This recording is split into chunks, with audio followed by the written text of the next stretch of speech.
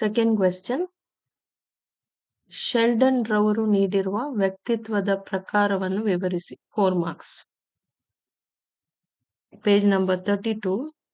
ಶರೀರದ ರಚನೆ ಮತ್ತು ಸ್ವಭಾವವನ್ನು ಮುಖ್ಯ ಆಧಾರವಾಗಿಟ್ಟುಕೊಂಡು ಶೆಲ್ಡನ್ 3 ಪ್ರಕಾರಗಳ ವ್ಯಕ್ತಿತ್ವ ವರ್ಗೀಕರಣವನ್ನು ಪ್ರಸ್ತಾಪಿಸಿದರು.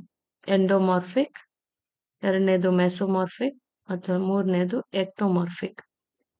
ಈಗ ಫಸ್ಟ್ ಒನ್, ಎಂಡೋಮಾರ್ಫ್ಸ್. ಇವರು ಕೊಬ್ಬಿದ, ಮೃದು ಮತ್ತು ಗುಂಡಾಗಿರುವ ಶರೀರವನ್ನು ಹೊಂದಿರುತ್ತಾರೆ.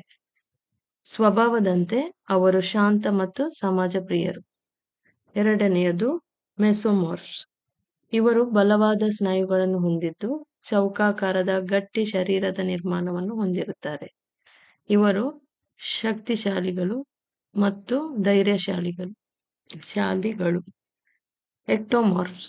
ಇವರು ಎಳೆಯ, ಉದ್ದ ಮತ್ತು ದುರ್ಬಲವಾದ ಶರೀರವನ್ನು ಹೊಂದಿರುತ್ತಾರೆ. ಇವರು ಬುದ್ಧಿವಂತರು, ಕಲಾತ್ಮಕ ಮತ್ತು ಅಂತರ್ಮುಖಿಗಳು.